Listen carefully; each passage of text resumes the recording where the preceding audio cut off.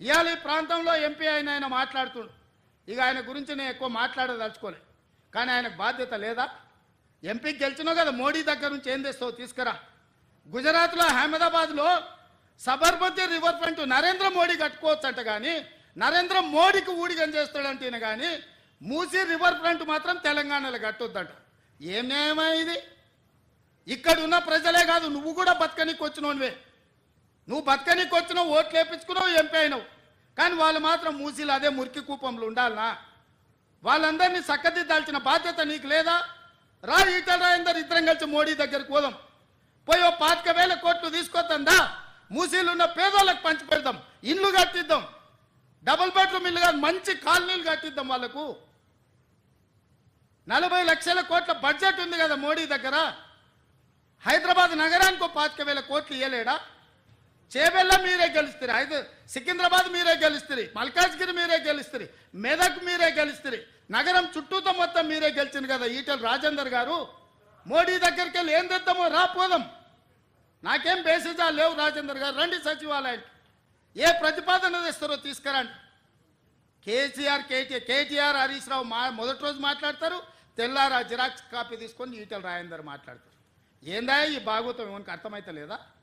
10 ఏళ్ళు వాళ్ళతో మంత్రుండి నువ్వేం వెలుగబెట్టినావు తెలంగాణ సమాజం గమనిస్తలేదా?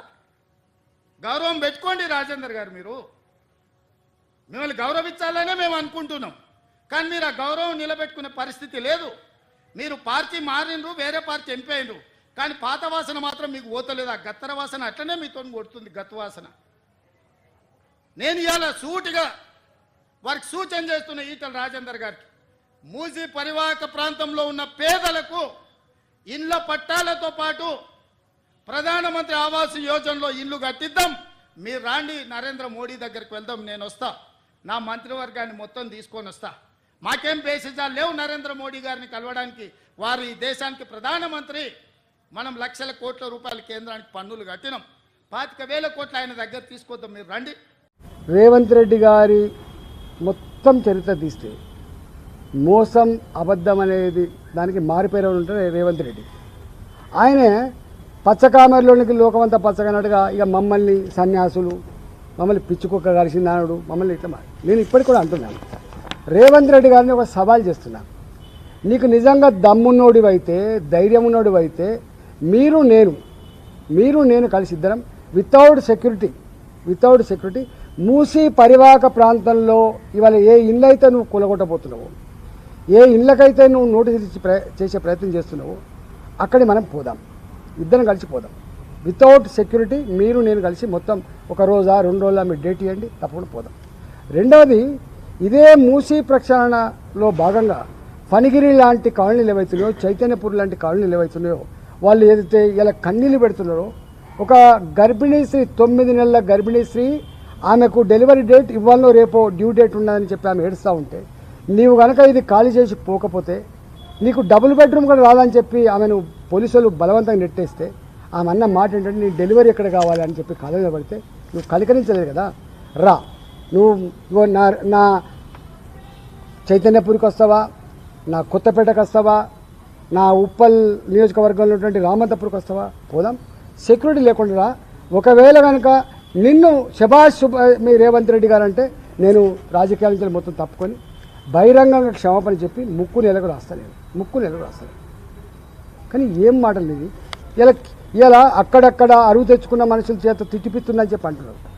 ఎవరు కూడా డబ్బులు ఇస్తే గంతకాలం తిడతారండి. నేను ఇప్పుడే అనుకుంటున్నా మా వేణుగోపాల్ రెడ్డి గారితో, జీవితంలో ఏ పదవి ఉన్నా కూడా ప్రజల చేత ఇంత చీకొట్టించుకొని ఇంత తిట్లు తినేటువంటి నాయకుడిగా మాత్రం ఉండద్దే.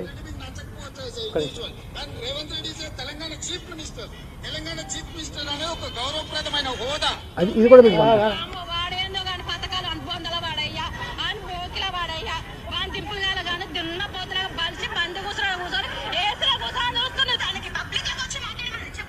నేను ఇవన్నీ మీకు పంపిస్తాను. అంటే ప్రజలకు మనమేదో 5,000 రూపాయలు ఇస్తే మాట్లాడతారని చెప్పి కడుపు మండే భంగపడినటువంటి పేదల గురించి మాట్లాడుతున్నారంటే ఈయనకి ఏం సంస్కారం ఉన్నట్టు ఒకసారి అర్థం చేసుకోండి. అంటే గది ఆయన సంస్కారం.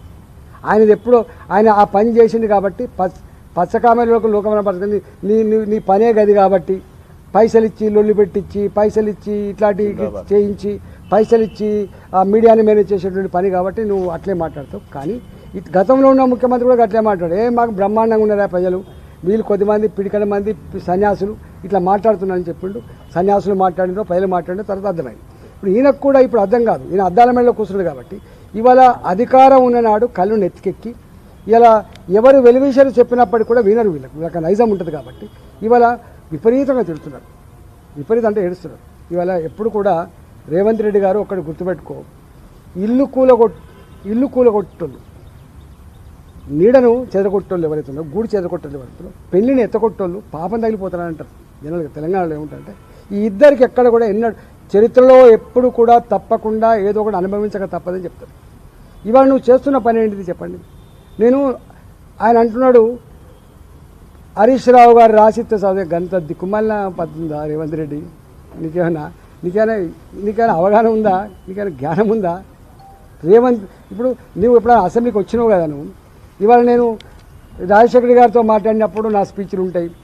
నేను తెలంగాణ ఆత్మగౌరవ బావుటాన్ని ఎగరేసేటప్పుడు నాది 3.5 గంటల స్పీచ్ ఉంటుంది. నాకు కొన్ని వందల స్పీచ్లు ఉంటాయి. అసెంబ్లీలో పోయి నువ్వు కొట్టు, నీకు తెలుస్తుంది నేనెవరినో. నాకు వచ్చినటువంటి తెలంగాణ ఆత్మగౌరవ బావుట సందర్భంగా నాకు వచ్చినటువంటి అప్రిషియేషన్ ఆ సన్మాన పత్రాలు నీకు ఎప్పుడైనా పంపిస్తా. నేను 60 రోజులే వాస్తవంగా ఎవరు మాట్లాడిన నాడు ఈ హైడ్రా గురించి మాట్లాడింది నేను నిరంతరంగా.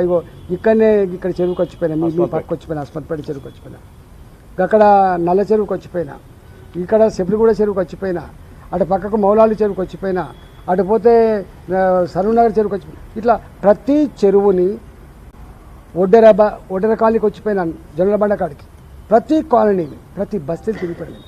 60 రోజులుగా తిరిగిన తర్వాత నాకు అర్థమైంది ఇది మూర్ఖ పని చేస్తుండు రేవంత్ రెడ్డి. ఇవాళ ఆయన చేసే పని అంటే ఆయన రాజుని అనుకుంటుండు, ముఖ్యమంత్రి అనుకుంటుండు, చక్రవర్తిని అనుకుంటుండు. మీరు ఎవడా చెప్పినా ఇవాళ కూడా మా కోర్టు గింతగానం కామెంట్ చేసినప్పుడు కూడా సిగ్గు లేకుండా comment not on MRO, comment not on RDO R Ranganath, comment డైరెక్ట్గా ముఖ్యమంత్రి గారు తగులుతుంది. ఎందుకంటే బ్రెయిన్ చైల్డ్, ఈ హైడ్రా అనే బ్రెయిన్ చైల్డ్ తెచ్చింది రేవంత్ రెడ్డి. ఇవాళ ఎవరికి వినొద్దని చెప్పి క్యాబినెట్లో తెచ్చి ఏం మాట్లాడో తెలియదు, అసెంబ్లీలో ఏం మాట్లాడో తెలియదు. ఇలా అందరినీ కాదని తెచ్చింది రేవంత్ రెడ్డి గారు. కాబట్టి ఇవాళ కోర్టు వేసేటువంటి ఆ మొట్టకాయలు, కోర్టు చేసిన ఆ కామెంట్స్ రేవంత్ రెడ్డి గారికి వర్తిస్తే తప్ప ఇంకొకరికి వర్తించే ఆస్కారం లేదు.